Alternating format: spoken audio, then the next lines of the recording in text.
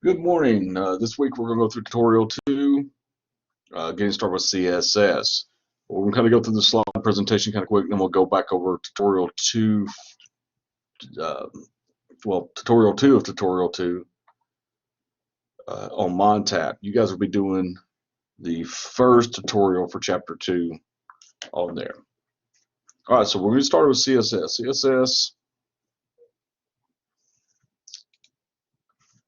we're going to look at the history of CSS and look at different types of style sheets. CSS stands for Cascading Style Sheets.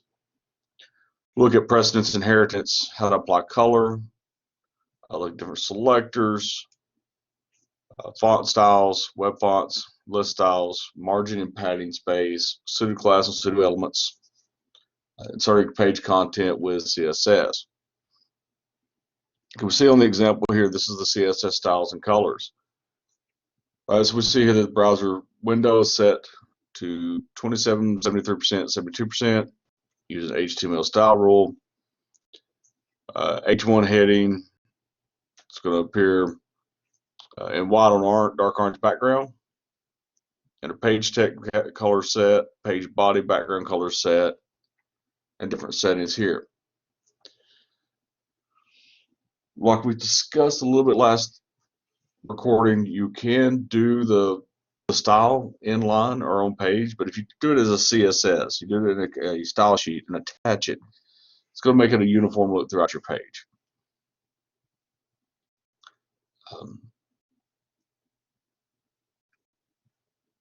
So we want this to be evenly applied so that our pages have a uniform look. We write our styles in our Cascade style sheets. We do have some different types of style sheets. You have a browser style. Those are styles that are built into the browser. You have a user defined, which are defined by the users. And then you have external style sheets. This is the one we're going to be dealing with mostly. It's styles created by a website author. It's going to place in a CSS file and link to the page. We also have the embedded styles. This is where the styles are added to the head of a web page. It's going to apply only to that page. And you have inline style. That's where they're applied to that specific instance of that HTML tag, only to that element. This is the general syntax. We have our CSS style rules. We have our selector, and then we have the property, and then the value. And then if we have more, we can add in here as well.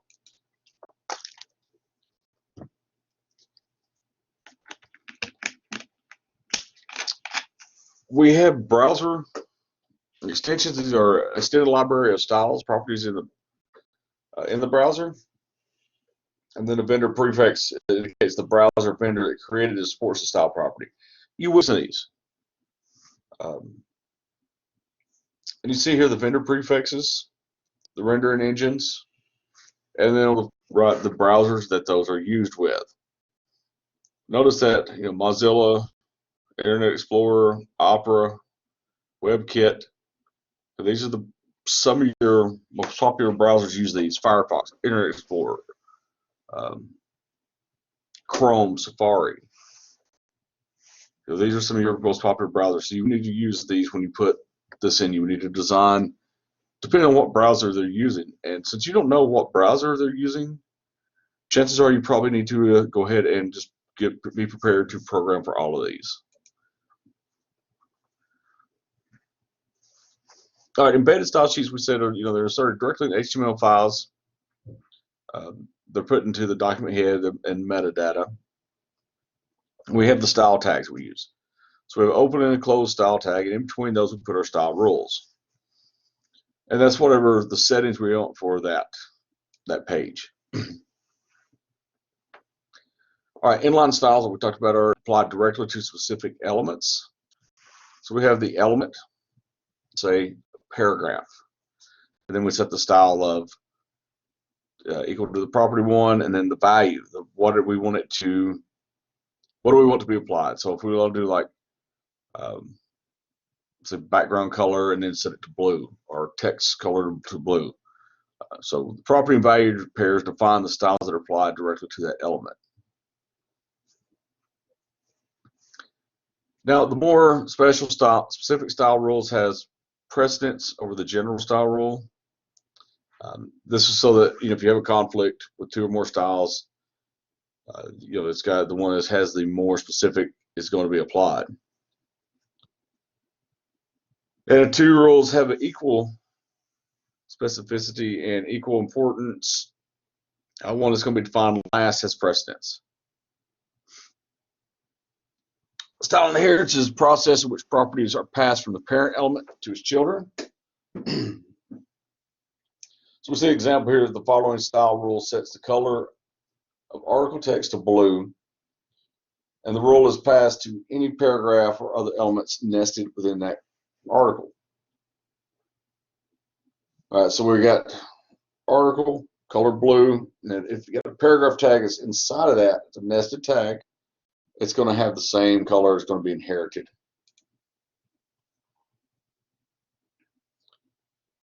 You have browser developer tools allow designers to view HTML code and CSS styles. They make it easier to locate the source of the style. They're different in each browser. Also, you want to make sure that, once again, like we did with HTML where we commented, you want to make sure the same thing for your style sheet, that you'll have comments indicated by the opening and closing comments. This is something you'll do for all of your projects. Every one of these you'll put your name and your date in. This one here, we got the character set rule. Defines the character code it's used in the style sheet. That goes at the very top. The import is a CSS at rule used to import the content of a style sheet file. So you see at import URL, where the URL is the URL of the external style sheet. It's going to be kind of like linking the elements that kind of linked in last week, the navigation menu. It's kind of the same principles as that. You can work with colors in CSS. You can use the RGB triplet, which intensifies the purity. The primary colors express the set numbers in CSS, green and blue. You can set those, and you'll see how they are laid out.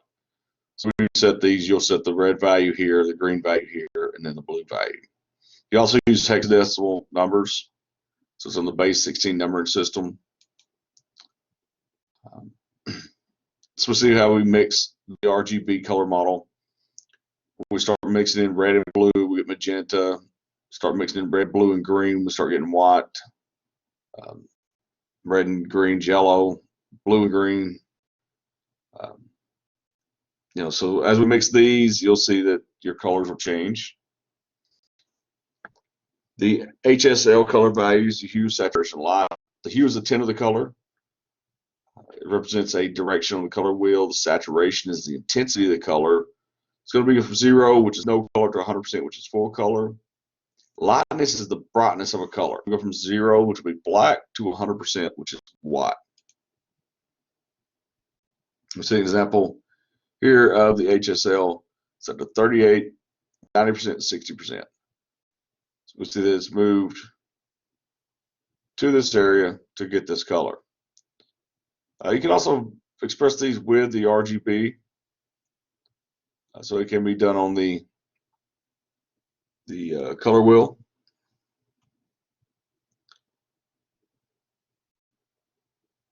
And you see it's going to get about the same value. So these can be done either way. The opacity is how solid a color appears. Can you see through the color? And you see here in this is the syntax of how to lay out your HSL, your RGB, when you're using the opacity as well. So you got your RGB A. So we'll say red, green, blue, and then the opacity. And then HSL A, the hue, saturation, lightness, and then the opacity. The opacity is going to go from 1 to 0 to 1. 0 is completely transparent. 1 is completely opaque. You can set that with 0.2, 0.3, 0.25, whatever value you need between 0 to 1.0.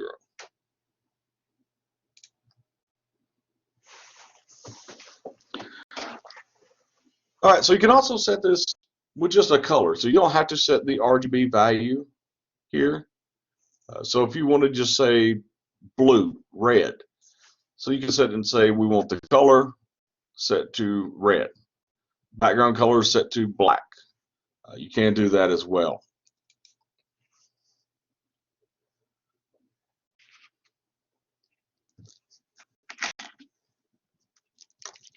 All right, progressive enhancement. Technique of placing the code conforming to elder standards before newer properties. This is really for older browsers, allows newer standards to be used by the browsers that support them. Contextual selectors specifies the context under which a particular page elements is matched. This is going to be a hierarchical structure of the document.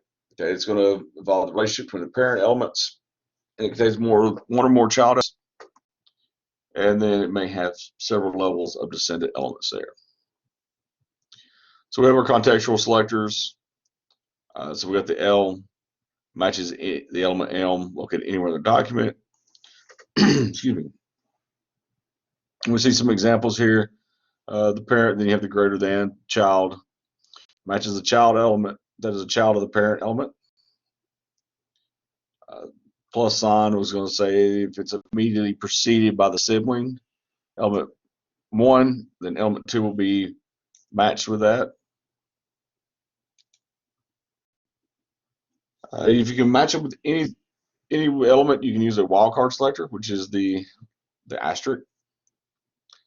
Sibling selectors used to select elements based on the elements that are adjacent to them in the document hierarchy.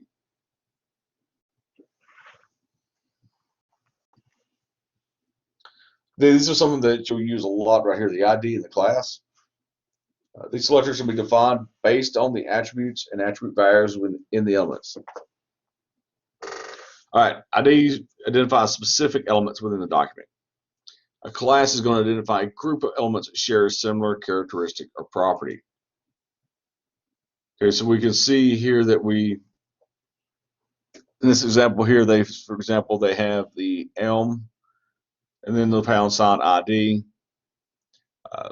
The example is H1 intro. So there we're going to have the H1 heading with the intro ID of intro. So the # is going to be your IDs. The period and then followed by the name is going to be the class. So we'll see here like all elements with a class value of class. So examples .main. So that'll be the class of main.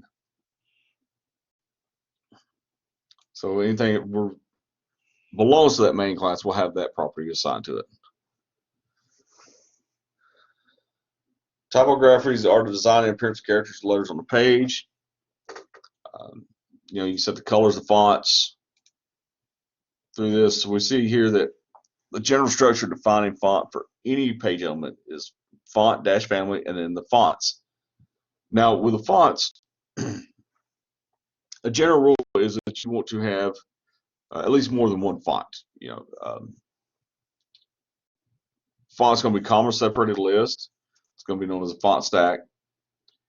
When you do this, you want a specific font. So if you got a certain font that you want to use for your web page, that's going to be the first one. That'll be, you identify it by name. Now, if your user has that font stored on their computer and installed, your web page will show up in that font. The second is a generic font. So it's going to describe the general appearance of the characters of the text, but not specify any particular font definition. So that's where you can say like a serif, sans serifs. When you do this, it's a good practice to do your specific font, the one that you want to show up first. Then put an alternate font after it. It's going to be a named font, but what font do you think would look good if the first font was not available? And then you name a font family. So if neither one of those first two is available, it will apply something from that family. See a list of web safe font stacks here.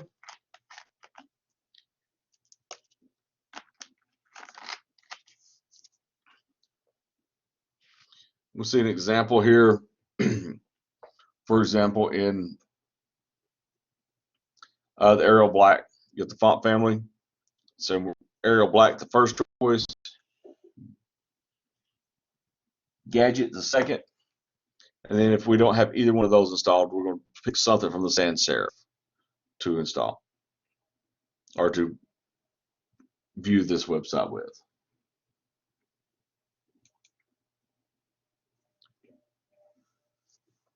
All right, web fonts. Definition font is applied to the browser external file because WebSafe limits the number of font choices. We see some options here, the format, descriptions in the browsers. We're not going to go through all of those. If you want to access our little web fonts, you add the @font face rule to the style sheet. And once a web font is defined using the @font face rule, it's included in the font. So we'll see the syntax to include a font face. We got @font face.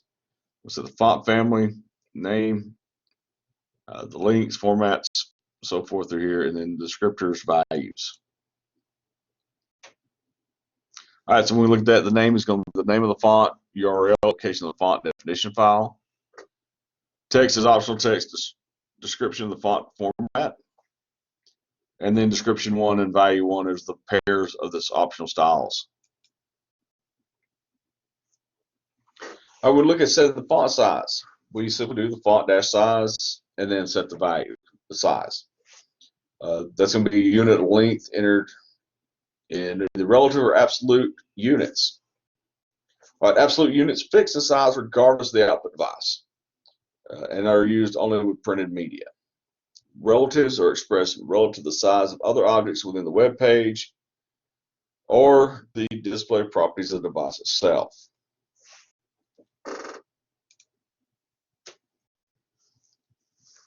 Text is also scalable with all font sizes, expressed relative to default font sizes. And you can use these three settings here, these measurements, to provide scalability. You set it as a percentage, an EM unit, rem or root unit, root EM unit. Excuse me.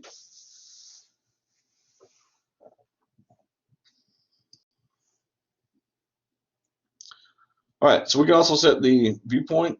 It's a viewpoint unit. It's a relative unit used to express the length as a percentage of the width and height of the browser window. So CSS3 is going to introduce 4 viewpoint units. We got one VW, that's 1% of the browser window width. One VH is the 1% of the browser window's height.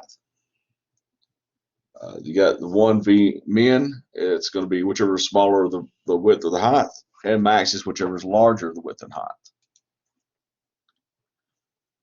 You can also express font sizes using keywords. You see the keywords here. You can do small, medium, large, extra large, larger, smaller.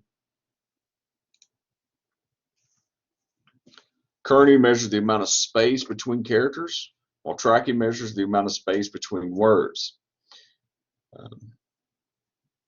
We see here on the screen the letter spacing and then the value and the word spacing value. That's how you can apply the CSS settings in your CSS style sheet, where we put the letter spacing and then the value and the word spacing and the value. Leading is going to measure the amount of space between the lines of text, and we set this with the line height property, where we put the line height and then the size.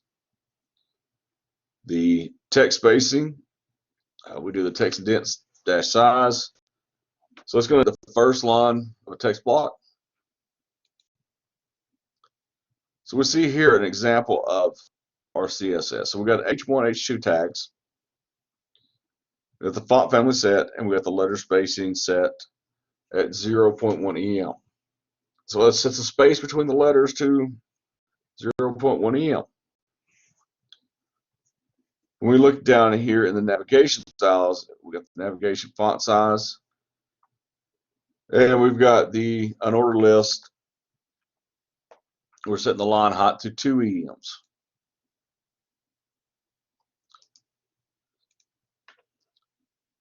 If you want to specify the font style, use the font style on the top. Top's either going to be set to normal, italic, oblique. If you want to change the weight of the font, use the font weight. Set to weight. Weight's going to be the level of the bold formatting. There's a couple of different ways you can do a bold. You can use the HTML tags, for example. You can set strong. You can set a B tag around things.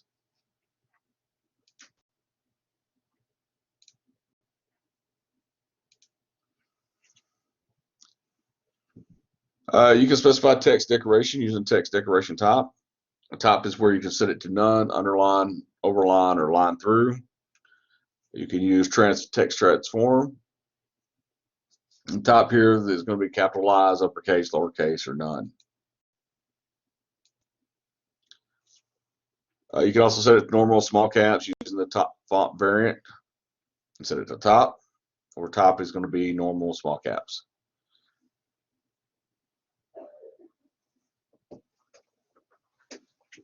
Text alignment. The alignment is going to be left, right, center, justify.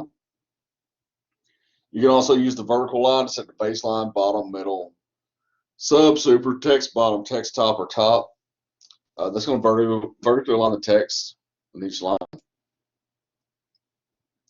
We see some values of the vertical line properties here and what each one of those we just went over does.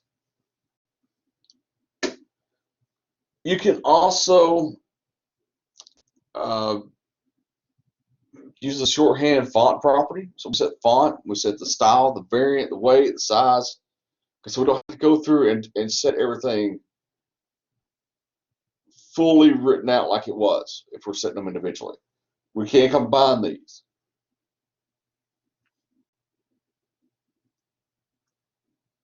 You can see here with the styles, the font styles, variants, the font variant, weights for the weight. That's when we set the font size, the height, and then finally the font stack in the family. So we see an example here. So we have body and then footer address. So it's going to apply the style rule to the address element within the body footer, which is located down here.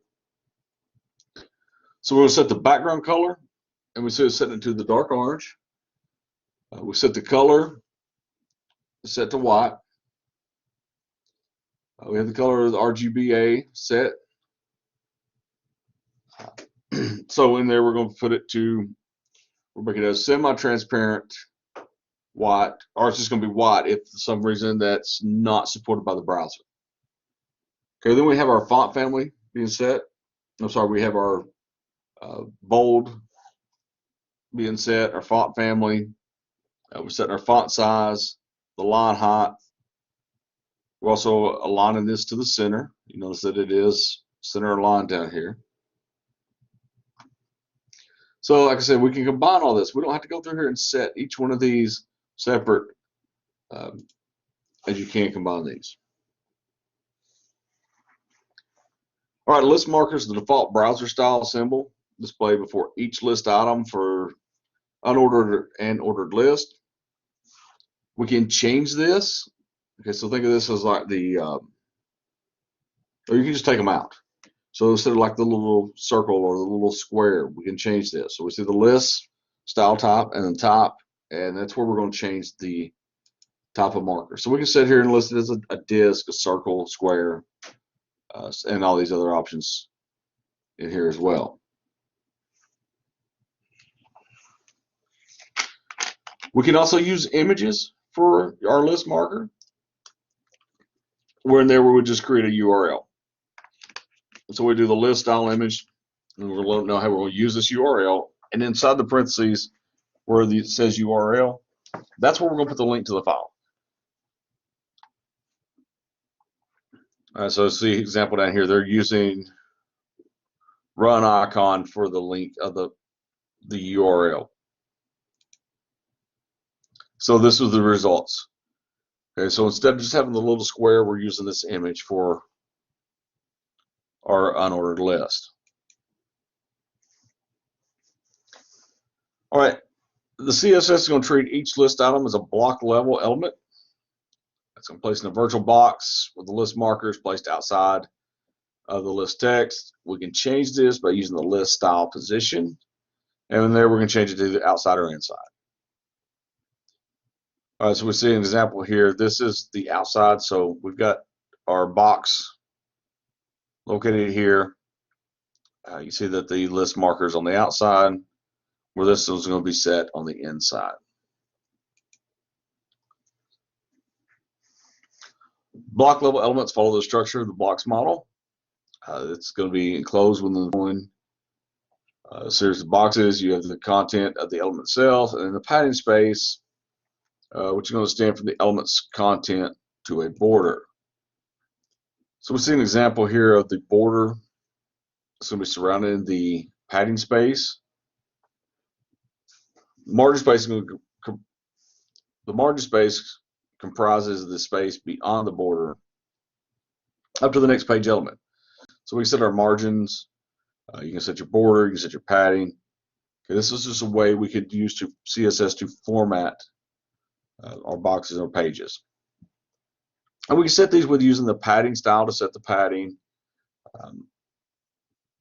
The size of this is going to be expressed in one of our CSS units of length, or we can set it to auto to let the browser automatically choose the padding. So in here we've got the selected unordered list within the nav element. So what this says is that this UL has to exist within the nav. So when it's reading your HTML code,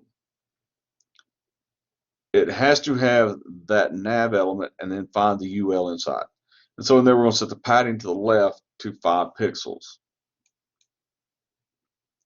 Now when we set the margin around the block level elements, we can use the margin size, or you can set the individual, the top right, bottom left, and it goes in that order. So if you go to the margin, say 10, 15, 10, 15. We'll have 10 margin at the top, 15 at the right, 10 at the bottom, and then 10 at the left. You can also use this to set the border space the same way. Padding, you can do it the same way. If you have these set to margin dash top, set 20 pixels, then we'll apply to that.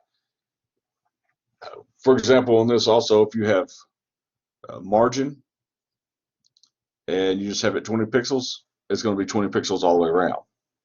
If you have margin top, you don't have to go in and do bottom, left, and right.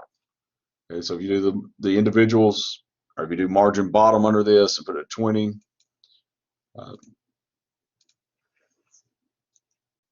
it works also. Now you can also do these as one. So you can do the top and bottom. If you want 20, put it here, and then the next number, put 15 for the left and right. So if you got, and you would just label this margin, you wouldn't do it margin top at that point. So you can do all 4 of them by using the keyword margin or padding, and then putting the values there. All right, a pseudo class classifies an element based on its current status, position, or use in the document. So we have our element and we have our pseudo class set. Element is going to be the name of the element from the document. Pseudo class is the name of the CSS pseudo code class. Structural pseudo class classifies an element based on the location within the structure of the HTML document. So we see some of these pseudo classes. We have a root, top element of the document hierarchy. That's going to be our HTML element. Some of these first child, it's first child of the parent element, so it defines that. Last child, first of type is the first descendant of the parent that matches a specific type. Last of type is the last descendant of the parent that matches the specific type, specified type. And we'll look at these. Nth of type, let's say the nth element of a parent of a specified type. So if we say like nth of type 9, it's going to find that. Or nth of type, nth last of type is going to find the last of it. You find the only type.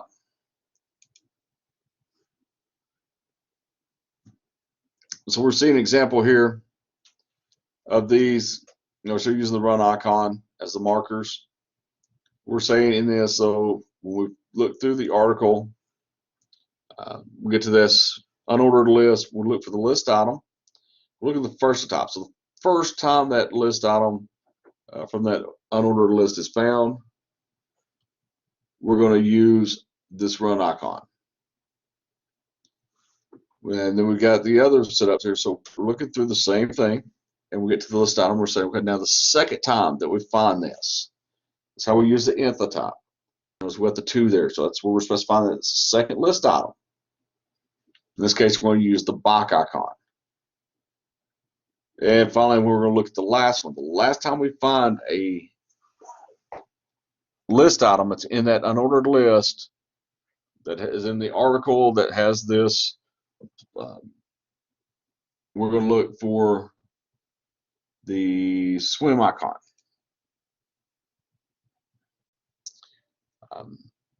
And we'll look at those, and I'll look at chapter 2's tutorial 2. All right, so we can also set up pseudo classes, which can change based on the action, based on something that has happened with the user. For example, we can set the link. It's going to show us the link that's not been visited. It'll change colors. For example, when it's visited or when it's, the mouse pointer is being hovering over it. Something's going to respond to the interaction between the users. Pseudo elements and object only exists in the rendered page. We can use this CSS selector element. And the pseudo element, the element's going to be the element from the HTML file. And then the pseudo element is going to be the name of a CSS pseudo element, such as like first letter, first line, before, after, with this. You can also use the before and after pseudo elements. So in there, this is where we can add things to the page. It can be added before or after, depending on the pseudo elements you use.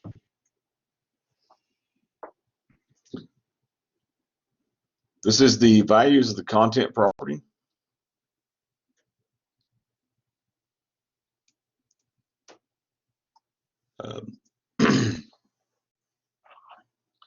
Content property may be used to insert an attribute value into a rendered web page using its attribute function.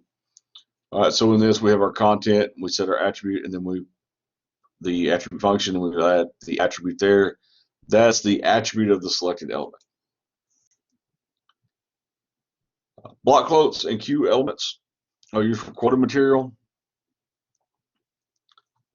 This is a decorator open and closing quotation marks. You can also use these using the content property. So you can tell open quote, close quote. So we're looking at this example code here. We see our quotes have been set. We come down to our pseudo element. So we're saying before this, we're going to put the open quote, put our font family, and then after that, we're going to close the quote. All right, so let's go ahead and look at the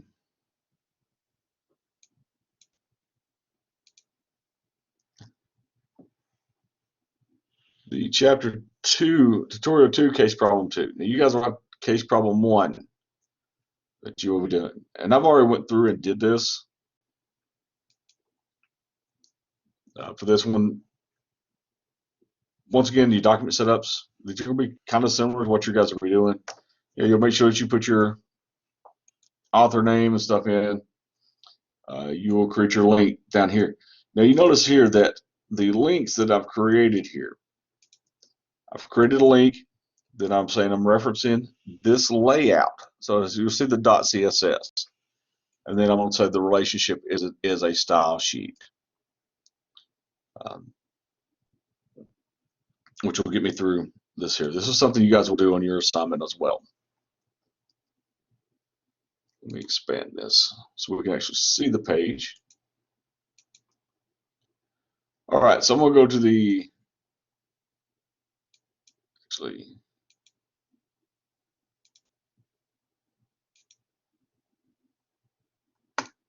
I'm going to reset this, and we'll walk through it as we go.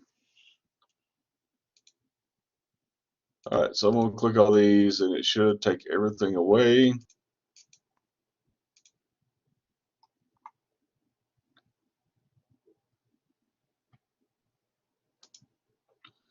And we'll start over. So I'm going to do this, put my name in, the date,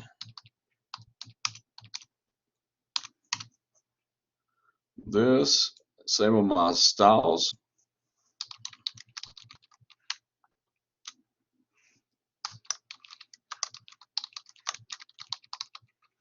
Now remember, the styles is not read by the browser. Okay, so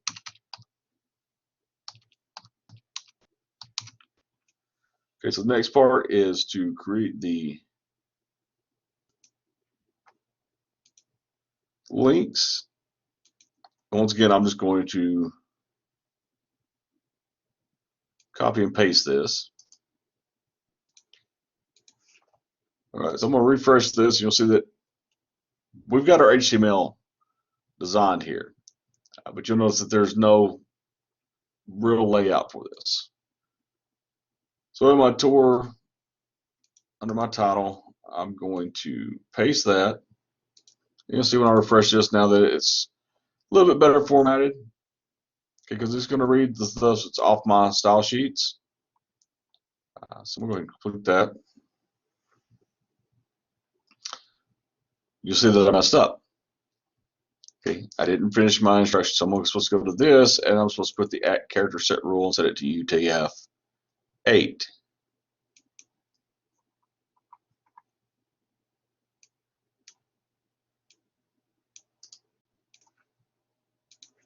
I'll set this to the top for my comments.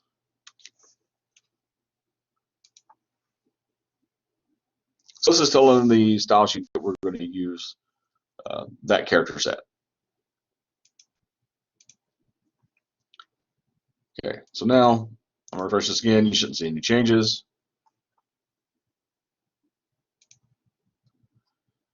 All right, so in here, we're going to look at we'll create a style rule for HTML elements that sets a background color to the browser window, to the RGB. All right, so I'm going to set this in just by itself. In my styles, I'm going to come down to the structural styles. Okay, so I'm setting the selector here to HTML. So what it's going to do is go through my HTML file, and it's going to find the HTML tags, and it's going to apply the background color. It's going to change the background color to this tag and everything that's in between. So I don't have to go back to the tool right now, but you'll see that I've got my HTML. It's my open and close of my HTML document here. So when I refresh this, you'll see everything change to that color.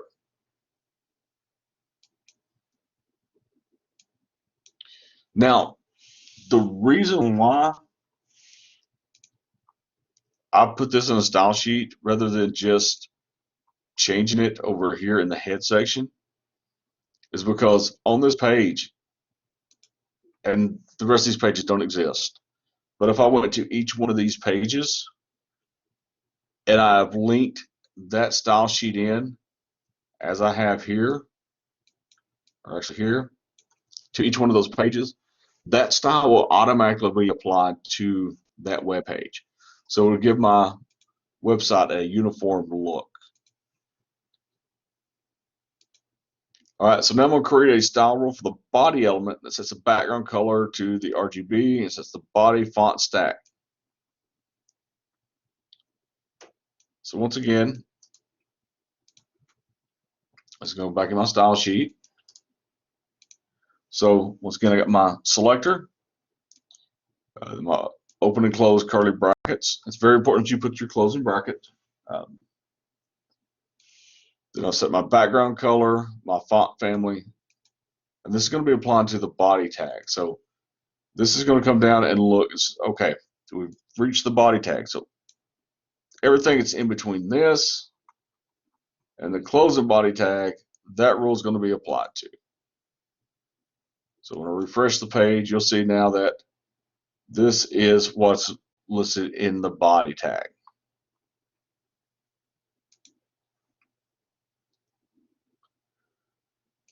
Okay, then I'm going to create a style rule to display the body footer. Change the background color.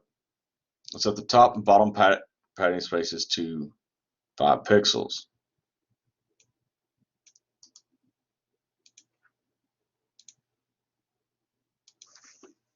So once again, selector is the footer. So when I scroll through here, I'll say, okay, here's my footer. And now I've got an address tag that's involved there too. That's a nested tag. But since I'm applying this to the footer, okay, all this is going to be put in there. Okay, so in this, I am going to change the background color of this and add the padding. You see now that it's just sitting down here. I'll refresh this to actually apply this, load it. You see now that the color has been set. The background color is set for that. The next thing I'm going to do is I'm going to create a style rule for the address element to display the text in a normal font.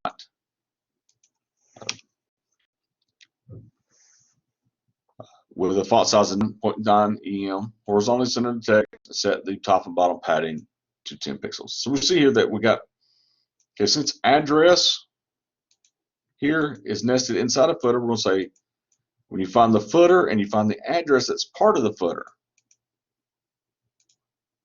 apply these styles. We'll see how this changes here.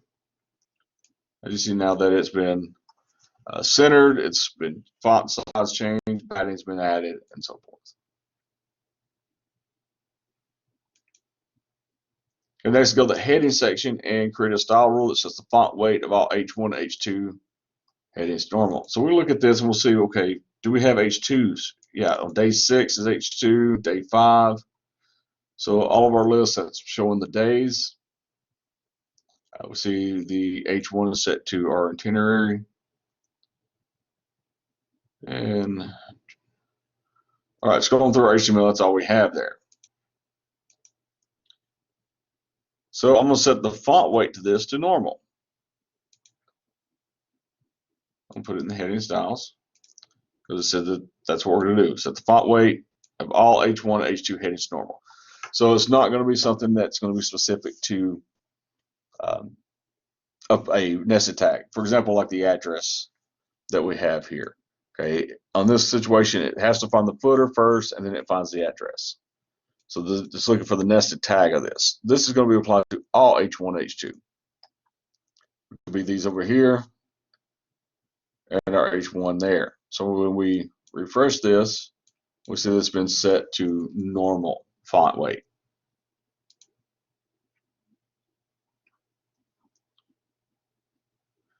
All right, so now we're going to look at the navigation styles. We see we've got the create a style rule for the nav URL selector. It removes all list markers, sets the line height to 2 EM, and sets the font size to 0.9.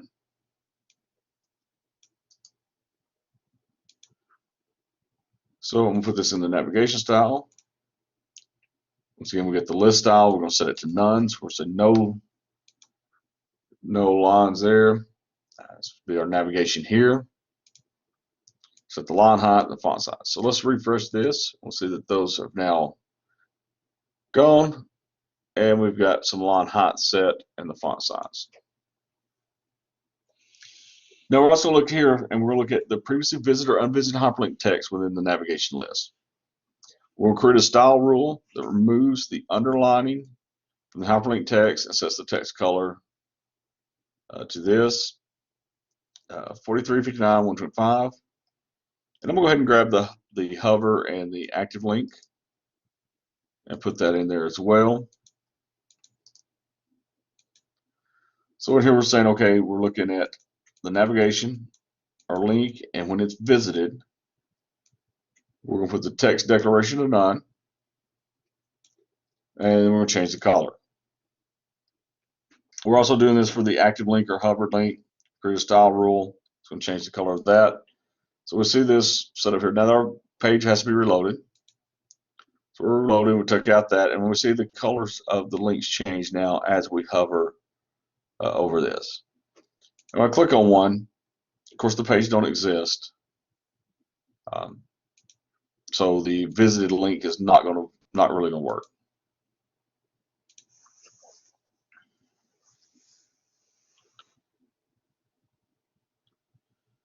All right, we go to the next page. We're going to the article section. So we got a tour in the article with the ID of tour summary. Okay, so let's look at the HTML. So we got our article, and we got our ID here set to tour summary. So in there, we're going to format the article starting with the heading. We'll create a style for the H1 element nested within the tour summary elements, or in the article, and we're going to set the font size 2.2 and the letter spacing to 0.2.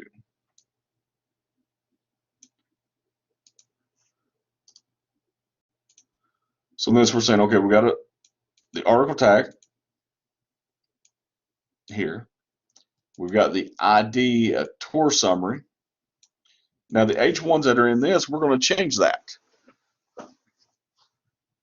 We'll look over and see what the H1 is. All right, the Bike Mountain Tour. Okay, that's our H1, this here. Currently it's set to look just like the rest of this over here. Okay, but when we refresh this, we'll see that now it's changed. Now it takes on the properties of the font size changing and the letter spacing.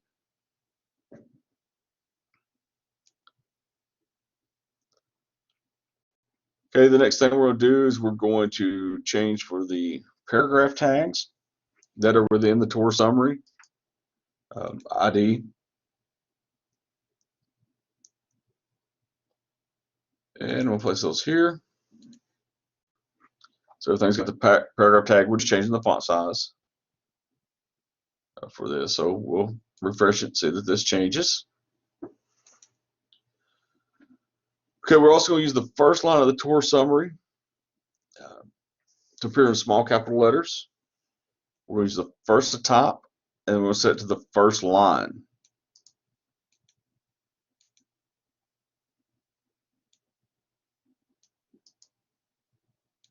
So we'll copy this over here and paste this in here. Once again, we're saying article, tour summary, looking for the paragraph. So when it comes down, it sees the paragraph. It looks for, okay, this is the first line of the paragraph. The Bike and Mountain Tours rises from the town of Littleton. All right, so we're going to say, okay, first to top, first time it finds that, first line, we're going to change this to these settings. So we'll refresh, and we'll see that that has been changed to the small caps.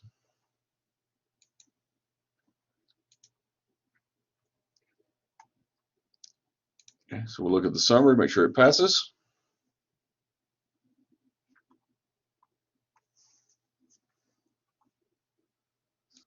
Okay, the next ones I'm going to grab all together for the format tour itinerary. Okay, so this is going to go in the aside element, aside styles. Okay, so what we're doing here is we're just saying anything with the aside tag with the ID of tour itinerary, and then any H1, H2, and the paragraph we find in there, we're going to change the font size. Once again, we'll see our information here, so we're going to change that when we refresh our page.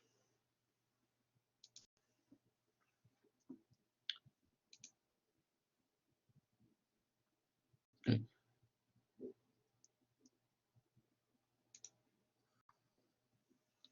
We're going to look at, the text color of each day schedule to alternate between gray and blue. All right, so to do this, we're going to stay in here in the inside area. So we're going to look at the odd number H2 headings and paragraphs. We're going to change that color.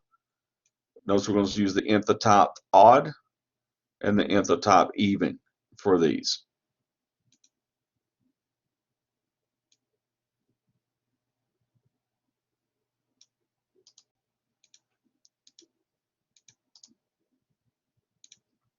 All right, so we see here that we got our aside So in our tour itinerary, it's going to find the H2.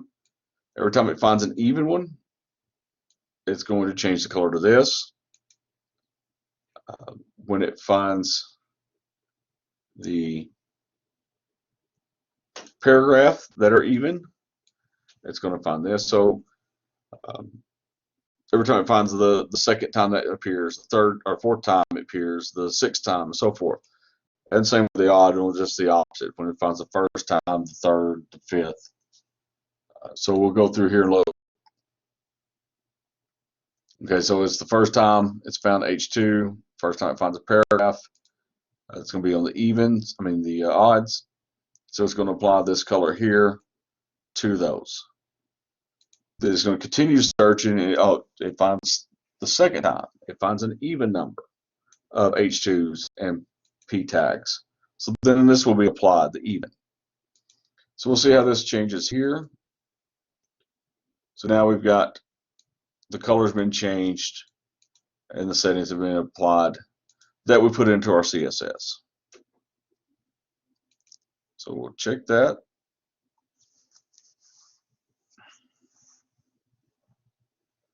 Okay, we're going to go to the block quote styles. In here, we're going to change the background color. I'm going to create a style rule for the block quote element, set the background color and the text color, and change the opacity. And then we'll look at the paragraph within the block quote element. And then we're going to create a style rule that sets the top and bottom padding and the left and right padding. So I'm going to paste these in. We'll look at our block quotes here.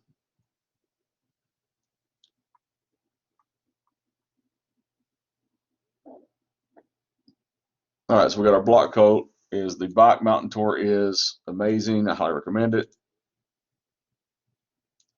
This information here seems to be the only one we'll have on this page.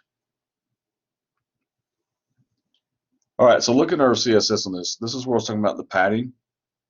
Okay, so we set our top and bottom padding to 2.5 pixels. The left and right set to 10.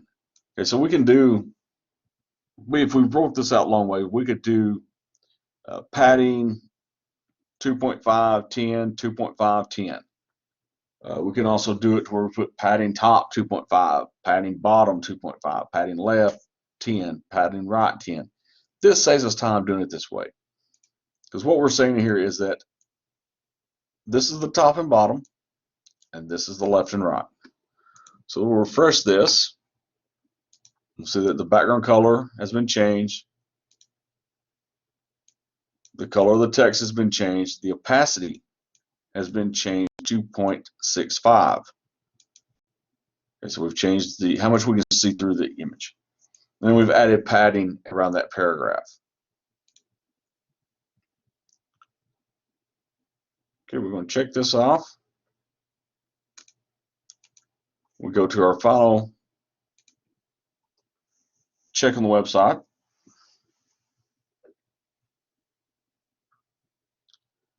All right, so we're done. Click the task.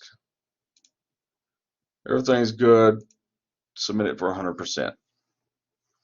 All right, so your assignment is the case problem 1. The Philip Henslow Classic Theater. You can use the example I just used for tutorial 2 as a guide. Okay, you will have a lot of the same steps that you go through on that once you're going through on the assignment you do.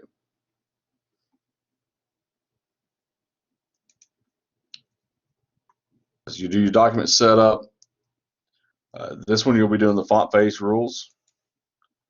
It will tell you what to use for these. You'll set the background color using these settings, the header, the body element. You'll do the margin, font size, navigation list will be worked with. You will create a working with the playbill section. You will use these IDs. You'll look at the HTML here, and you can see in these, the HTML will tell you whether something is set as an ID or whether it's set as a class. In this case, this navigation is going to be set to both. So the changes you make will be dealt with ID and class. All right, if you guys have any questions, send me an email.